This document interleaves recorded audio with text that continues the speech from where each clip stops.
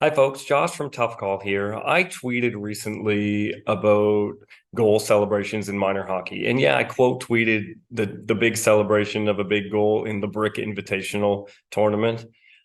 So a lot of people are looking at that tweet and they're responding to it going, let the kids have fun. This is a big moment.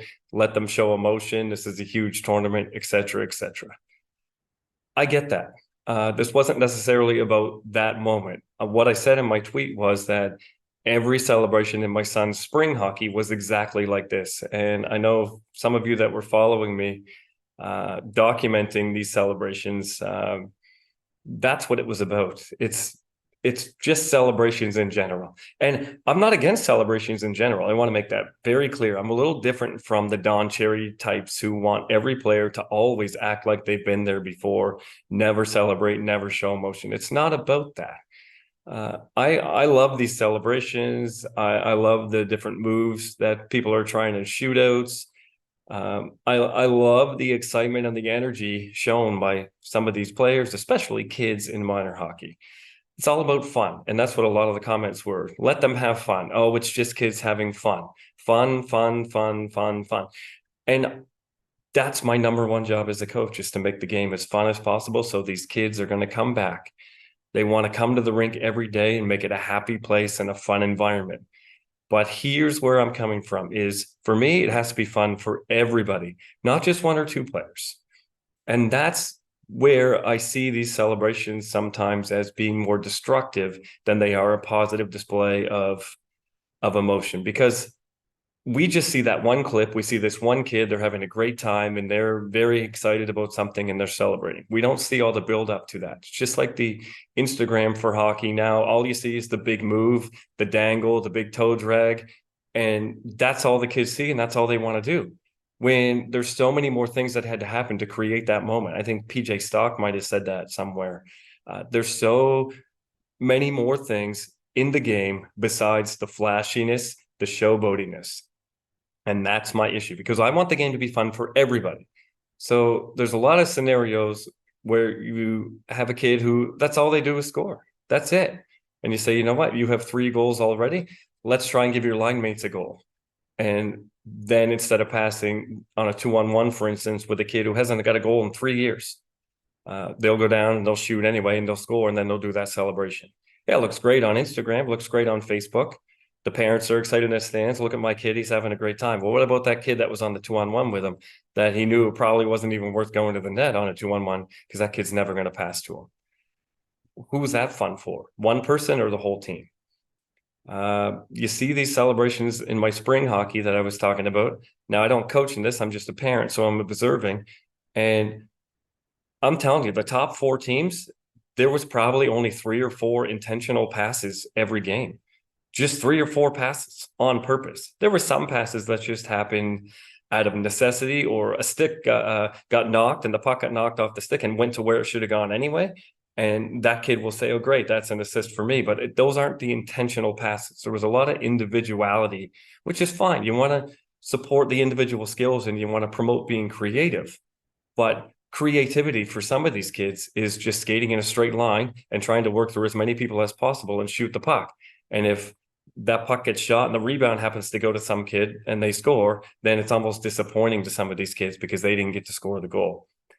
Part of that stems from I'm very involved in minor hockey. I coach pretty much every level. I'm a development coordinator for minor hockey. So I work with kids of all levels. I ran my own skating schools.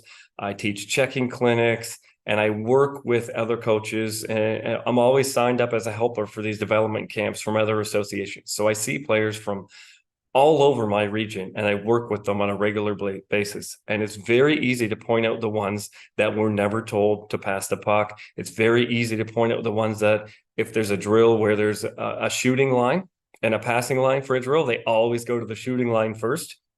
And then they may never go to the passing line. They just always try and work their way to the shooting line. When it's time to put all the pucks in the lines, they're never the ones putting the pucks in. They're always the ones standing at the front of the line, so they get to go first. And they're waiting for all the other players to get them the pucks. And these are the players that are going down then and getting the most shots, and then they score, and then they're doing these celebrations. Where's the fun in that for everyone else?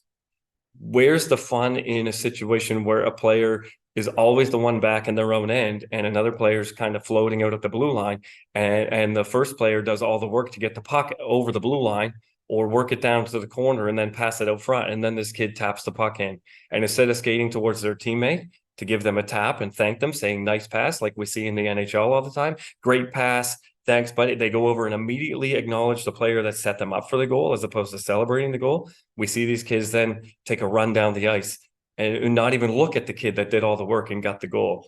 And it's reinforced by parents who are giving them $5 a goal every time they come off the ice. The first question they ask them in the dressing room after the game: how many goals did you get today? Oh, good job scoring. You got a goal today. We'll take you and get you a milkshake for that. This is what's being reinforced at the rinks, in the car rides home. Parents who don't know a ton about hockey, they see someone score a lot of goals and they think, oh, that player's our most valuable player. And coaches are rewarding them by giving them player of the game every game in any situation in tournaments where they can give them player of the game. They're always the ones that are on the ice at the end of the game. When they need a goal, you're putting these kids on and then they celebrate like they did all the work and it's not a team. That's what I see all the time in these celebrations. Yeah, maybe I'm jaded. Maybe that makes me a bad guy, but I want it to be fun for everybody. So what I applaud and celebrate is when I see players acknowledge their teammates and give them a tap and we all celebrate. I get that there's a lot of times where individual players make a great individual play and everybody loves the player that scored, and it is something to celebrate. I'm not saying we should never celebrate. I'm not saying that every time I see a kid celebrate like this that I feel like they shouldn't and they're a bad person and they're not a good teammate. It's not every time. But I've seen too many times where the players that get to watch those celebrations don't feel like they're ever really a part of that celebration. They don't really feel like they're a part of something, and they don't feel valued as a teammate. They don't feel like they're contributing to the team because they're not scoring that goals. Because the only thing we go crazy for and reward and see online and people talk about is the moment the puck goes in and then that player's celebration. It's only fun for one person, not the whole team.